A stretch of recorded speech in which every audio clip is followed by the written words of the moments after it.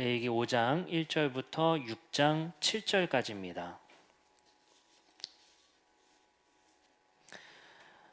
저는 그런 생각이 들어집니다. 우리가 하나님의 말씀을 설교로 듣는 것도 매우 중요하지만 성경 있는 하나님이 주신 그 말씀 그 자체를 읽는 게 설교보다 더 중요할 수 있습니다. 그렇기 때문에 우리가 하나님의 말씀을 집중해서 읽는 시간 갖도록 하겠습니다. 레위기 5장 1절부터 6장 7절까지 하나님이 주신 말씀을 우리가 한 절 한 절 제가 읽고 여러분들이 읽도록 하겠습니다.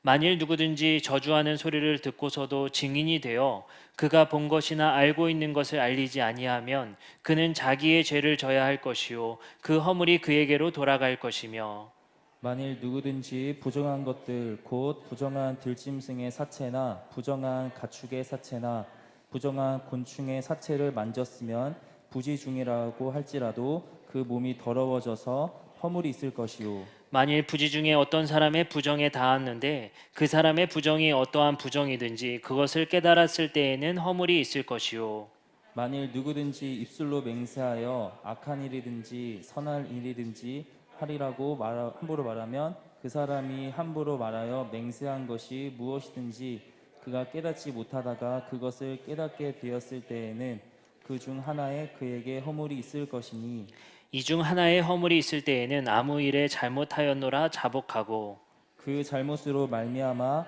여호와께 속죄제를 드리되 양떼의 암컷 어린 양이나 염소를 끌어다가 속죄제를 드릴 것이요 제사장은 그의 허물을 위하여 속죄할지니라. 만일 그의 힘이 어린 양을 바치는 데에 미치지 못하면 그가 지은 죄를 속죄하기 위하여 산비둘기 2마리나 집비둘기 새끼 2마리를 여호와께로 가져가되 하나는 속죄 제물을 삼고 하나는 번제물을 삼아 제사장에게로 가져갈 것이요 제사장은 그 속죄 제물을 먼저 드리되 그 머리를 목에서 비틀어 끊고 몸은 아주 쪼개지 말며 그 속죄 제물의 피를 제단 곁에 뿌리고 그 남은 피는 제단 밑에 흘릴지니 이는 속죄제요.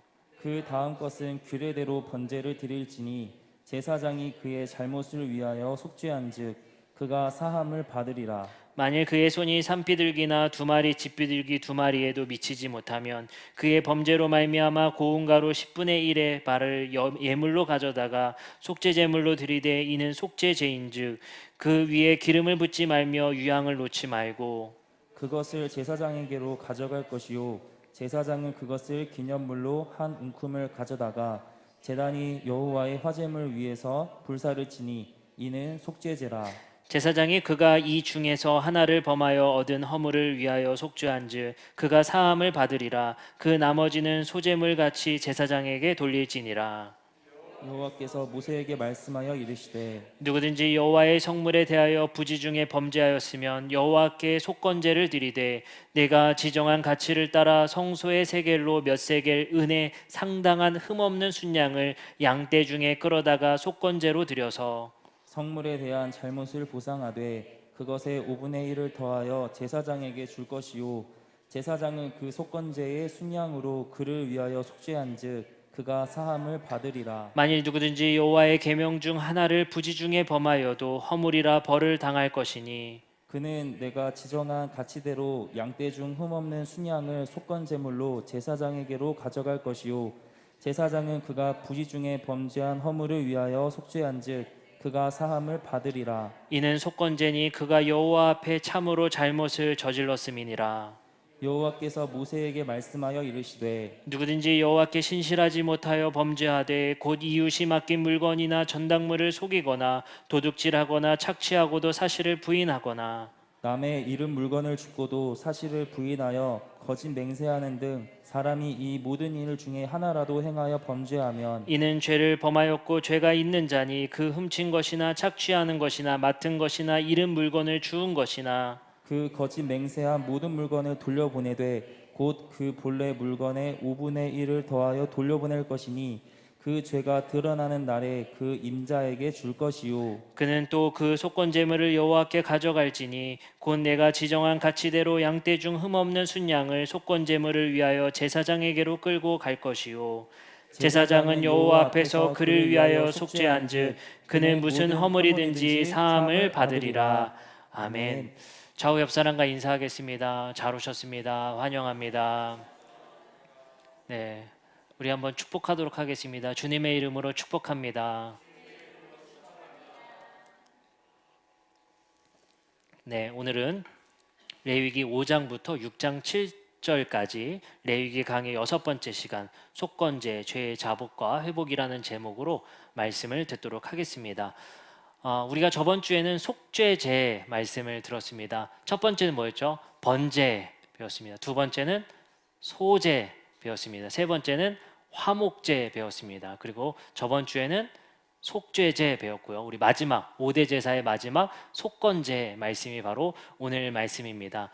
번제는 어떻게 드리는 거라고 했죠?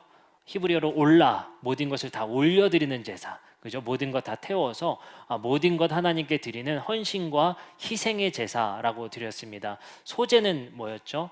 우리 밀가루 한 움큼 우리 드리는 제사라고 말씀을 드렸습니다. 그리고 화목제는 서로 이웃과 나눠 먹으면서 이웃과의 화해를 만들어가는 제사라고 배웠습니다. 속죄 제사는 죄를 사하는 제사이기도 하지만 정결과 관련된 제사라고 저번 주에 배웠어요. 그래서 출산 후에도 죄가 있는 것은 아니지만 속죄 제사를 드리게 됩니다. 그것은 정결과 관련되어져 있기 때문에. 그래서 죄를 사하는 개념보다 정결하게 하는 개념이 더 크다라고 말씀을 드렸어요.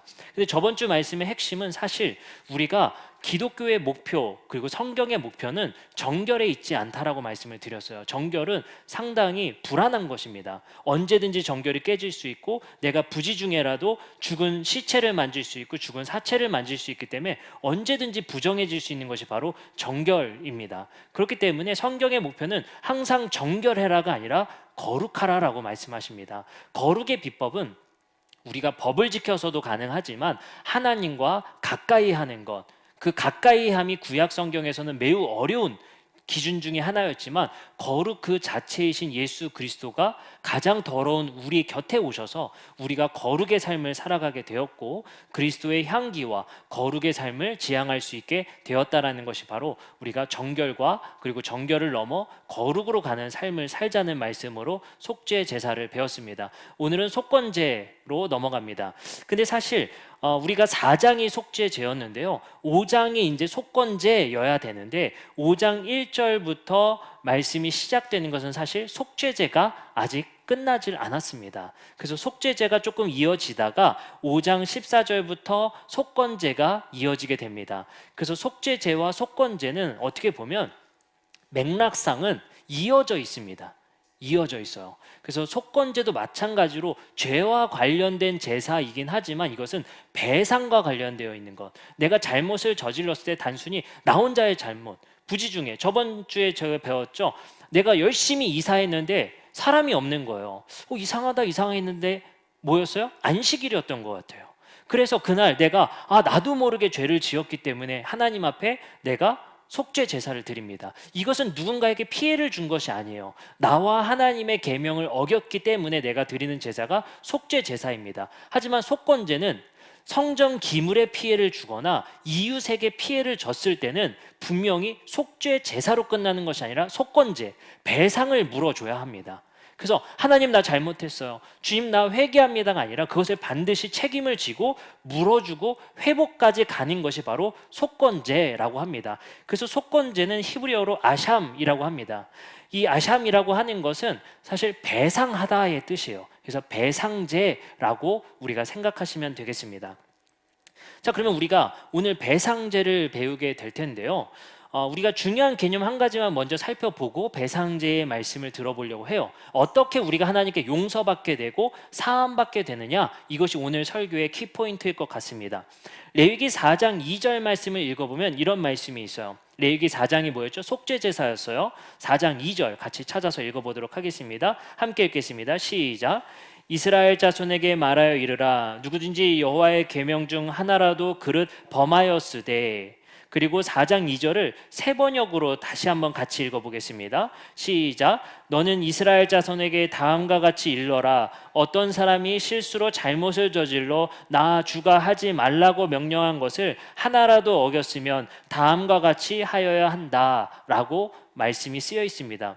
자, 근데 레위기 4장 2절에 보면 우리 개역개정 성경으로 이렇게 번역을 한 것 같아요. 그릇 범하였으면, 범하는 게 뭐죠? 죄를 지었으면 이렇게 말을 하는 거예요. 이 죄를 짓다라는 것은 히브리어로 하타트, 동사로는 하타입니다. 뭐 여러분들이 외우실 필요 없겠죠? 이건 제 영역일 것 같아요. 하타트라고 얘기를 해요. 근데 여기에는 여러 가지 뜻이 있습니다. 첫 번째 의역으로는 관역에서 벗어나다 라는 뜻이 있어요. 저번에 우리가 헬라어 성경으로도 말씀을 배웠었는데, 죄라는 것의 근본 문제는 관역에서 벗어났다는 거예요. 우리 인생은 본래 하나님께서 관역을 맞춰놓고 그 관역을 따라가는 삶을 살아야 되겠죠. 인생의 본질이 있고 목적이 있었을 거예요. 하나님이 창조한 목적이 있었을 테니까요. 그러나 인간이 하나님께 범죄함으로 말미암아 관역을 벗어난 삶을 살아가게 됩니다. 그 근본적인 문제는 하나님과의 관계가 깨어졌기 때문에 그래요. 아담과 하와가 죄를 졌다라는 문제의 죄는 그 행동에 있는 것이 아니라 하나님과의 관계가 깨어진 것이 중요한 것입니다. 돌아설 수 없는, 돌이킬 수 없는 강을 건넌 것 같아요. 자, 그것을 예를 들면 이런 것 같습니다. 제가 와이프랑 싸울 수 있어요. 이런저런 문제로, 육아 문제로 막 다툴 수 있습니다. 또 이야기할 수 있어요. 그러다가 제가 가끔 실수하는 게 그거예요. 나도 많이 도와줬는데 왜 이렇게 나한테 그러냐, 이렇게 얘기할 수 있죠. 그럼 우리 와이프가 저한테 얘기합니다. 육아는 도와주는 게 아니야, 같이 하는 거야. 이렇게. 그래서 제가 또 머리가 띵해져서 똑같은 죄를 내가 또 짓고 있구나 생각하고 반성합니다. 저번 주에 그런 일이 있었어요. 속죄제 얘기하면서 제가 부지중에 요즘에 아이들이 아프니까 너무 짜증이 나니까 항상 같이, 뭐 집도 좁아요. 그래서 항상 같이 부대껴요. 그러다 보니까 서로 각자 있을 수 있는 시간이 없잖아요. 그러다 보니까 짜증도 나고, 또 요즘에 더우니까 불쾌지수도 올라가고 짜증이 나는 거예요. 부지중에 잘못된 말을 우리가 막 하게 되죠. 저번 주 제가 설교 시간에 참 회개한다 말씀을 드렸는데 또 그랬어요. 네, 그래서 저희 와이프가 딱 그러더라고요. 설교 시간에 그렇게 말하고선 또 그런다. 여기서 말하지 말아야겠어요. 그걸 책 잡아서 설교 시간에 말하고도 또 그러시냐고 저한테 또 그렇게 얘기를 하더라고요.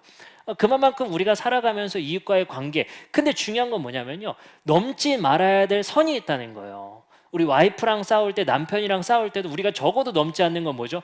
아니, 이 치약을 뒤쪽부터 짜면 좋은데 앞쪽부터 짜는 거예요. 싸울 수 있어요. 그거 얘기할 수 있어요. 근데 넘지 말아야 될 선은 무엇입니까? 당신이랑 괜히 결혼한 것 같다. 이건 넘지 말아야 되는 것이죠. 그죠? 그런 건 고칠 수 있지만 괜히 결혼한 후회, 이런 얘기는 이제 건너지 못할 강입니다. 여자친구랑 연애할 때도 마찬가지인 것 같아요. 선을 넘지 말아야 될 멘트가 있어요. 그건 하지 말아야 되는 것이죠. 근데 그것을 하고 나면 어떻습니까? 서먹해지는 거예요. 돌아설 수 없을 만큼 서먹해지는 거예요.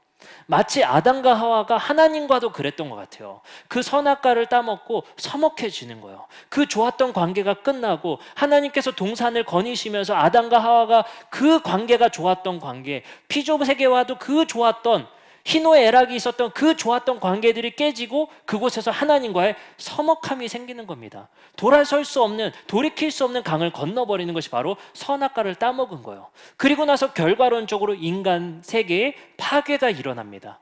인간의 탐욕이, 이제 하나님의 넘어서는 인간의 탐욕이 생기고, 내가 창조주 되겠다는 욕망이 생기고, 이제 내가 부정당하면 견딜 수 없는 폭력이 생기고, 이 세상을 향한 욕망의 삶을 살아가게 된단 말이에요.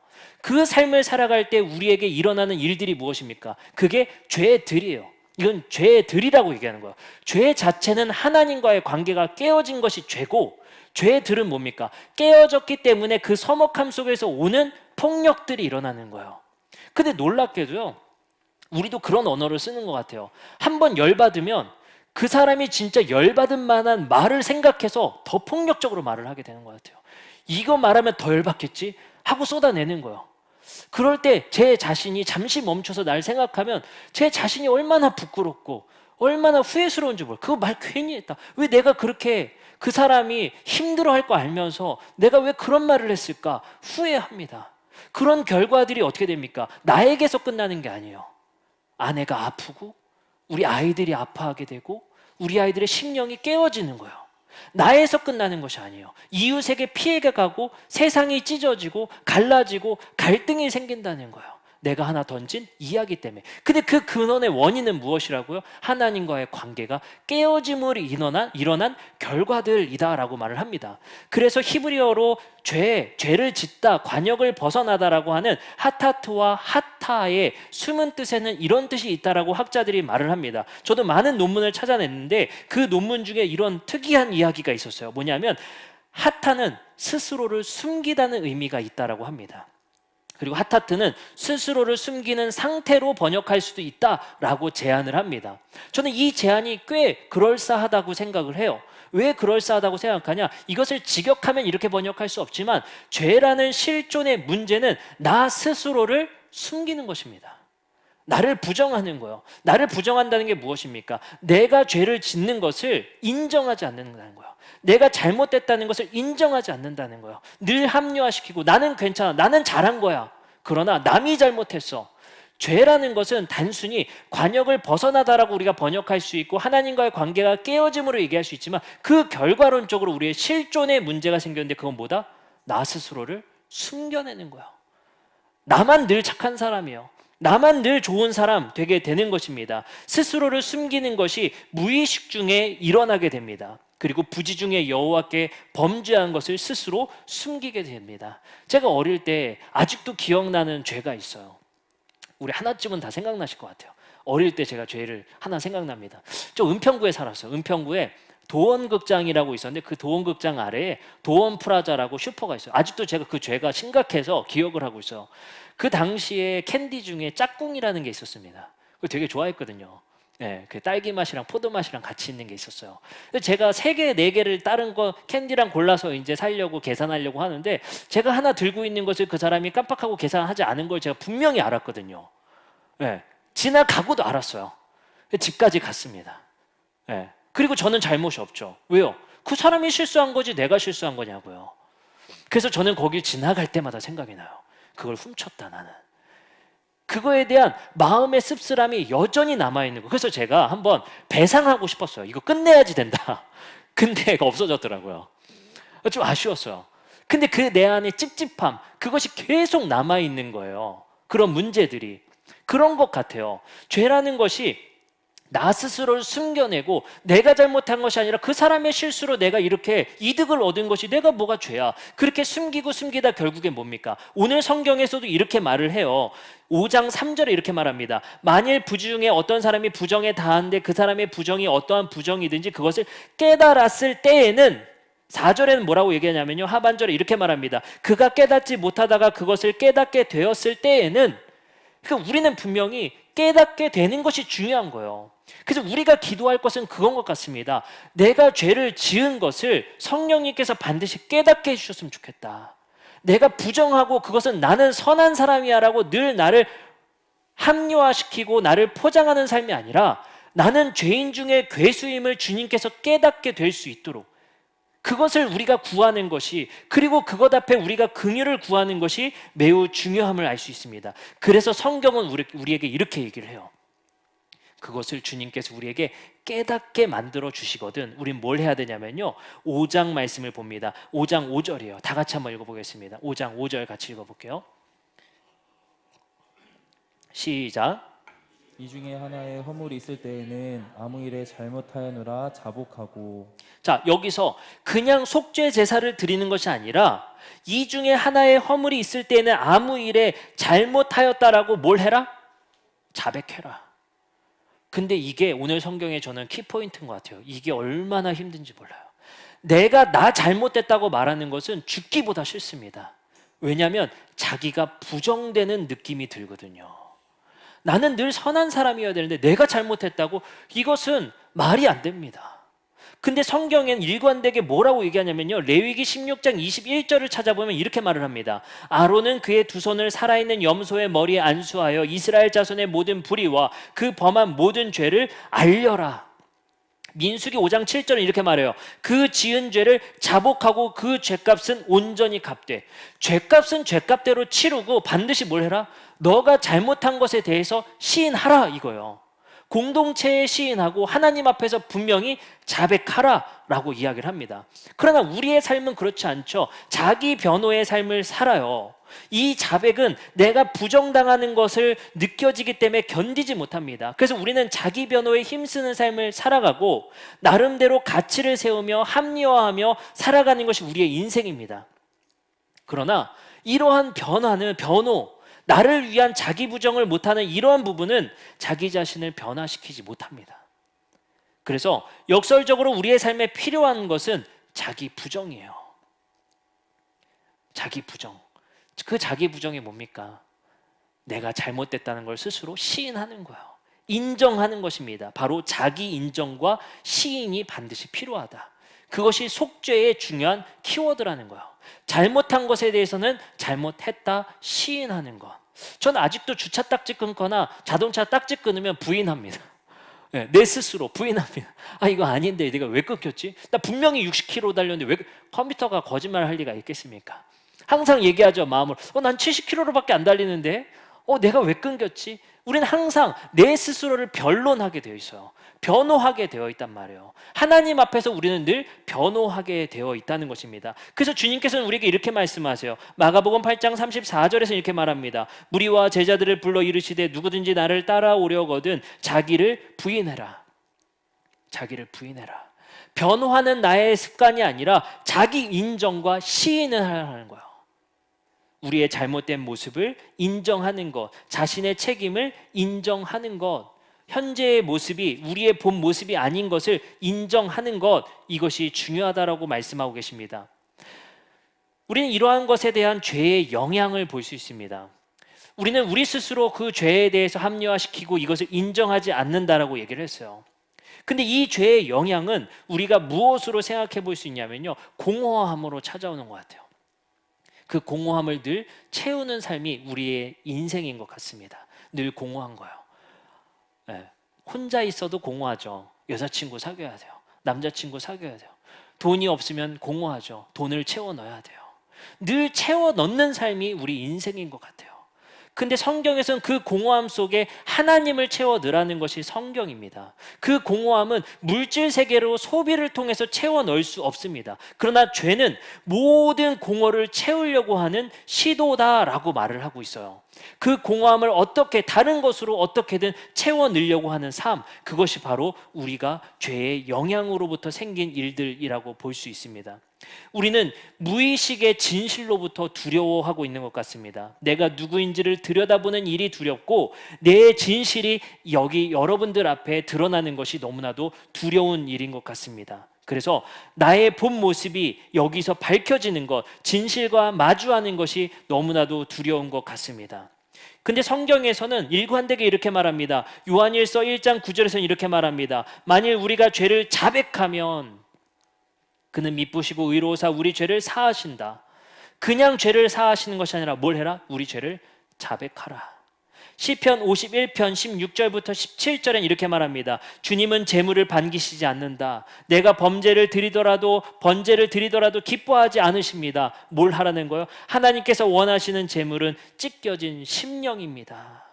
하나님 주님은 찢겨지고 짓밟힌 마음을 멸시하지 않으십니다. 제사가 중요한 게 아니라는 거예요. 이제 드디어 구약의 성도들은 깨달았어요.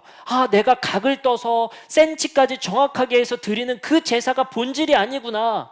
진짜 제사의 본질은 나의 심령을 찢어 하나님 앞에 고백하고 자복하고 통회하는 것이구나. 그거를 상징적으로 제물을 찢으라고 하신 거구나. 드디어 시편의 기자는 이제서야 깨달았다는 거예요.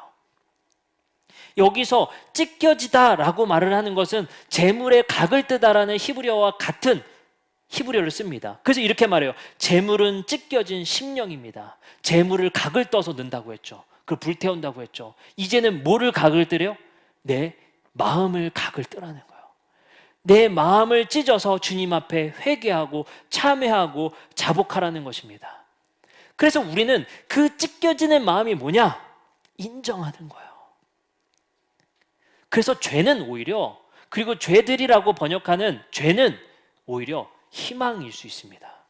성경에서 죄는 우리를 억누르고 억압하고 우리 인간의 불가능성과 무지함을 끝까지 밝혀 드러내는 것이 아니라 죄는 희망이에요. 왜 희망인 줄 아세요?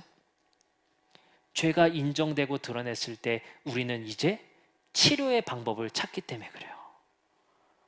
이걸 인정하지 않으면, 우리가 잘못됐다는 것을 부정하게 되면 결국엔 우리는 치료의 방법을 찾지 않습니다. 그리고 치료할 방법도 없어요. 그래서 우리 그리스도교의 출발과 기독교의 출발, 그리고 우리 성경의 출발은 자복하고 시인하고 그것을 인정하라는 거예요. 그때여야나 비로소 너에게 치료의 해결책을 줄 수 있다는 거예요. 주님께서도 우리에게 말씀하시는 것은 먼저 시인하고 자백하고 너가 하나님과의 관계가 깨어졌음을 인정하고 그로 인해 생기는 너의 잘못된 일들을 시인하라고 말씀하시는 것입니다. 이럴 때마다 우리는 그 심령이 찢겨지는 마음이 듭니다. 왜요? 자기 부정이 일어나기 때문에 그러는 거예요. 누구도 그것은 쉽지가 않습니다. 근데 우리는 좀 나은 거예요. 우리 이렇게 얘기하죠. 우리 주님 앞에 참회하며 기도합시다. 이렇게 얘기하잖아요. 근데 초대교회는요, 공개적으로 했어야 돼요. 이거 엄청나게 힘든 일입니다. 공개적으로 참회하게 되어 있어요. 이 전통을 여전히 이어가는 게 어딜까요? 이거를 최대한으로 이어가려고 하는 곳이 가톨릭이죠. 그래서 고해 성사를 반드시 해야 죄가 끝납니다. 그래서 이렇게 보시면 돼요. 우리 가톨릭의 전통 속에서는 이런 전통을 가지고 있죠. 예수님께서 죽으심으로 우리의 죄의 문제를 해결하셨어요. 그러면 그 뒤에 짓는 죄는 어떻게 해결할까요? 고해 성사를 해야 돼요.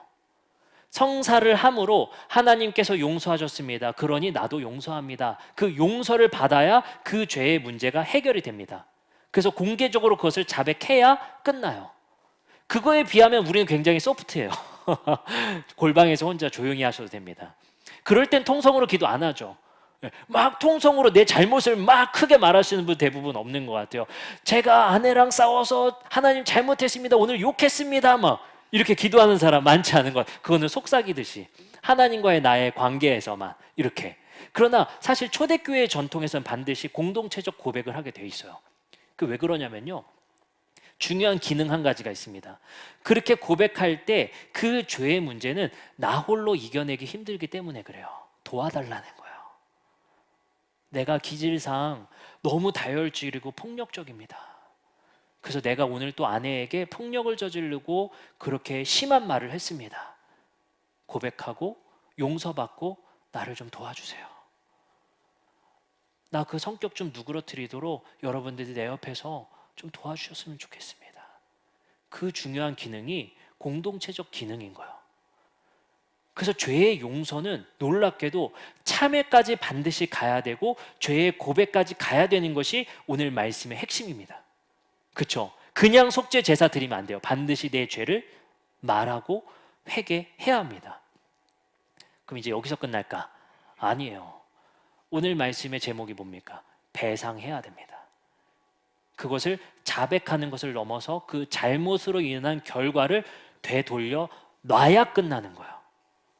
이것을 우리 기독교의 전통, 우리 오랜 교회 역사의 전통 속에서는 이것을 보속이라고 합니다.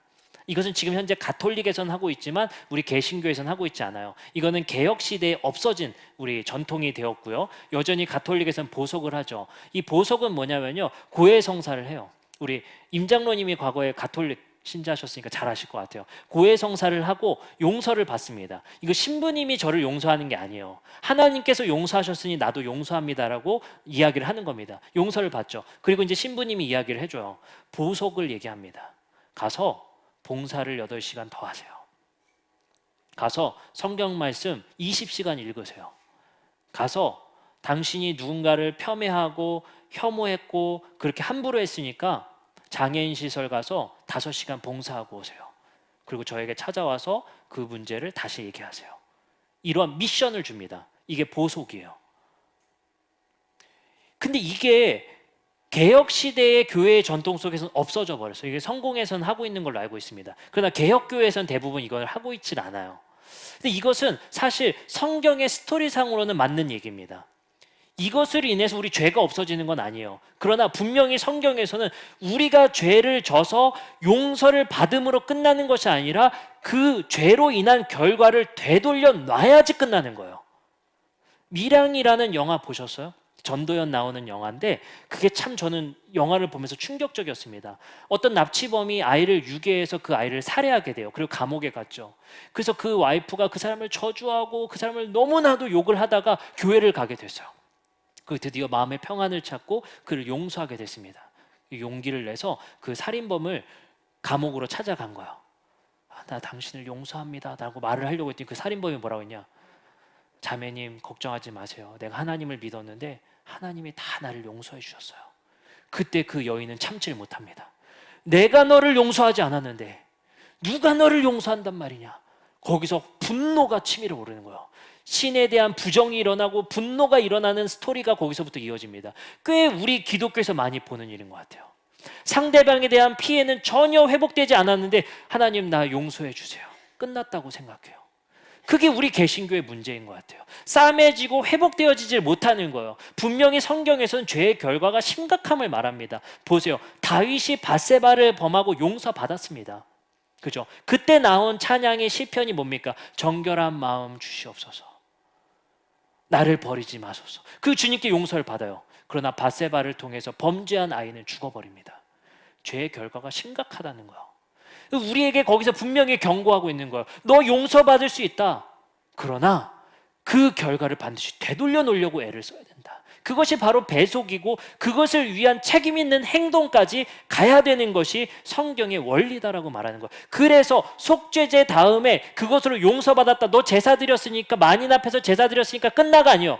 배상하라. 속건제 드려라는 거예요.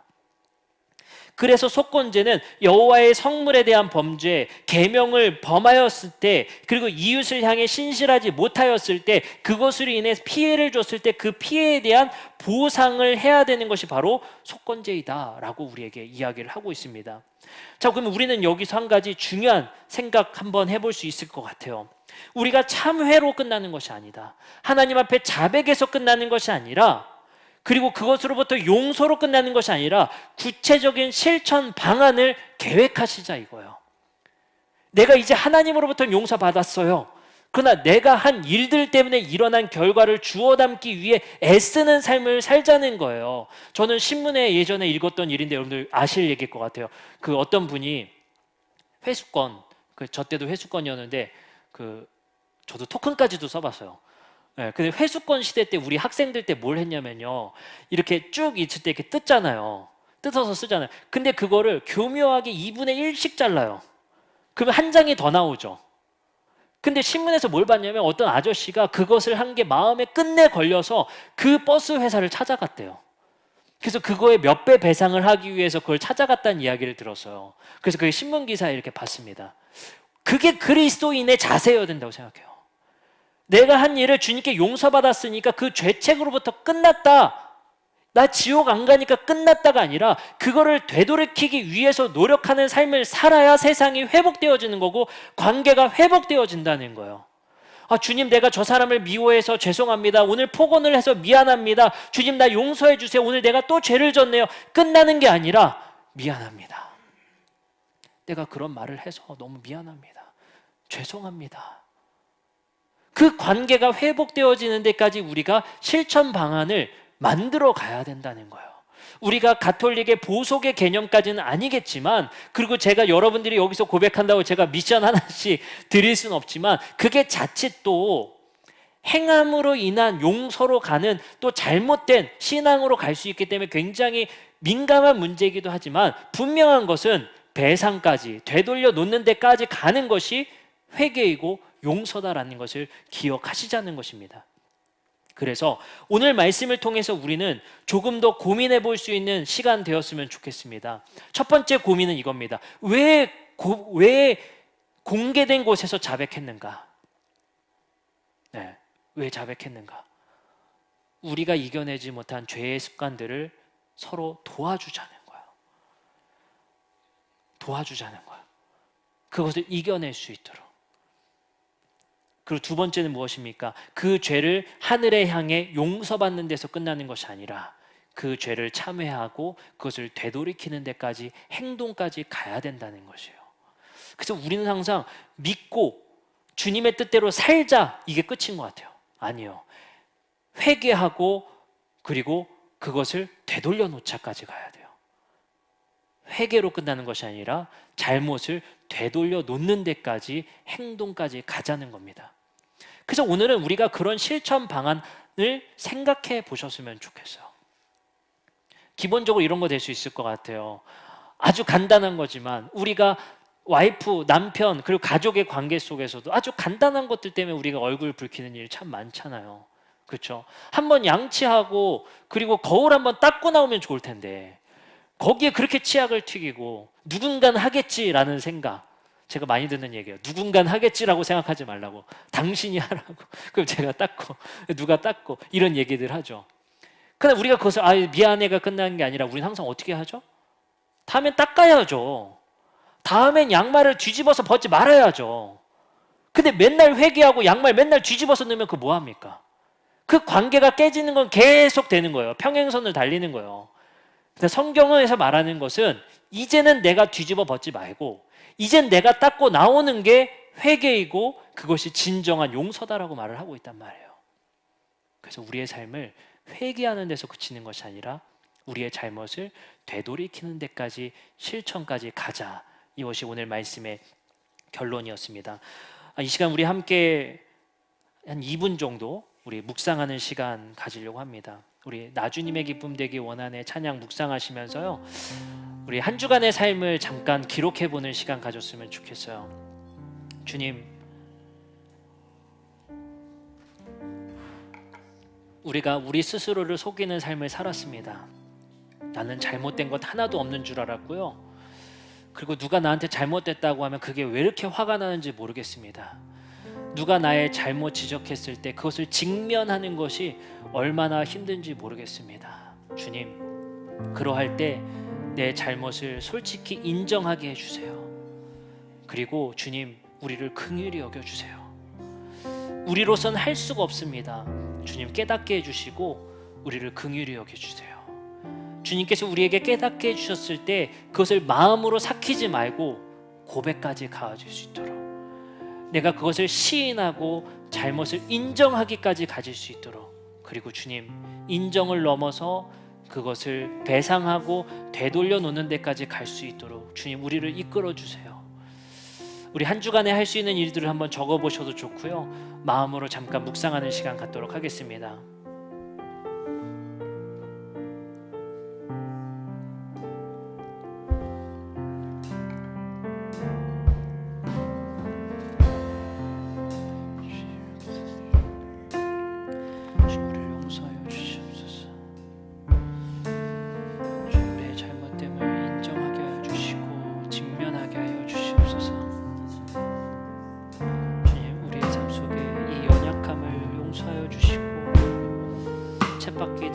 반복되어지는 우리의 삶을 다시 한번 돌이키게 하여 주시옵소서.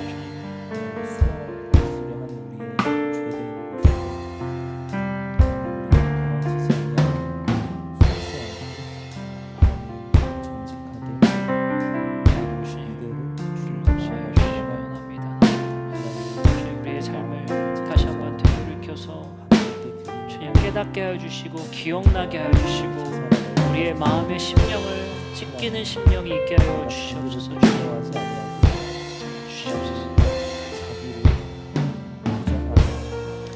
이제 우리 함께 찬양하도록 하겠습니다. 나 주님의 기쁨 되기 원하네. 나 주님의 기쁨 되기 원하네. 내 마음을 새롭게 하소서.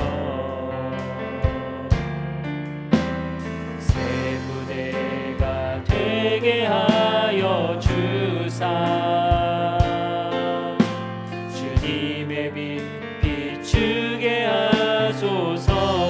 내가 원하는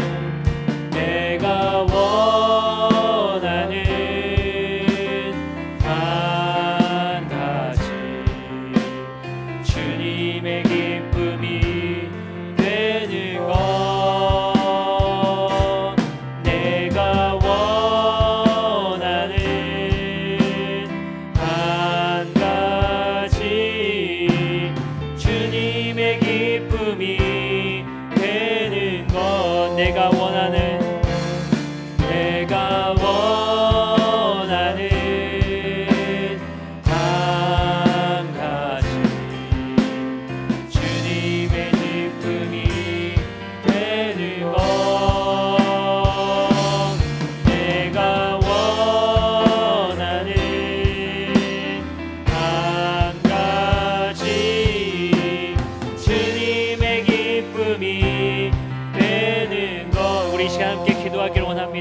함께 기도하실 때 주님, 번제의 제사가 중요한 것이 아니라 우리에게 비로소 깨닫게 하신 것은 우리의 심령을 찢는 것임을 우리가 기억하게 하여 주시옵소서. 주님 앞에 우리가 인정하기 싫은 죄를 인정케 하여 주시고 그 인정함으로부터 우리의 변화가 시작됨을 기억하게 하여 주시옵소서. 나의 잘못됨을 솔직하게 고백하며 인정하는 삶을 살아갈 수 있도록 주님 도와주시옵소서. 이 시간 심령을 찢는 마음으로 주님 앞에 자복하고 회개하는 마음으로 나아갑시다. 함께 기도하시겠습니다. 사랑과 은혜가 많으신 하나님 감사합니다. 하나님, 우리의 삶 속에서 주님 앞에 우리의 심령을 찢는 삶을 살아가게 하여 주시옵소서. 우리의 잘못을 시인케 하여 주시고 주님 앞에 회개하는 삶을 살아가게 하여 주시고 우리의 잘못을 용서하여 주시고 그것이 주님 앞에 용서받음으로 끝나는 것이 아니라 그것을 되누르게 놓는 데까지 행동하게 하여 주시고 그것을 돌려놓는 삶을 살아가게 하여 주시옵소서. 주님, 우리의 삶에 진실된 고백이 일어나게 하여 주시고 그거를 우리가 함께 도울 수 있는 마음 도와주시옵소서. 우리의 연약함을 솔직하게 드러내놓게 하여 주시고 우리를 잘못됨을 인정케 하여 주시고 나의 연약함과 나의 부족함을 인정함으로 인해서 우리 서로를 도와줌을 통하여서 우리가 다시 한번 회복하게 하여 주시고 주님 앞에 올바른 길로 갈 수 있도록 주님 도와주시옵소서. 우리에게 길을 제시하여 주시고 그 길을 따라가게 하여 주시고 그 길을 우리에게 알려주시고 오직 하나님과 가까워지는 거룩의 삶을 지향할 수 있도록 주님 도와주시옵소서.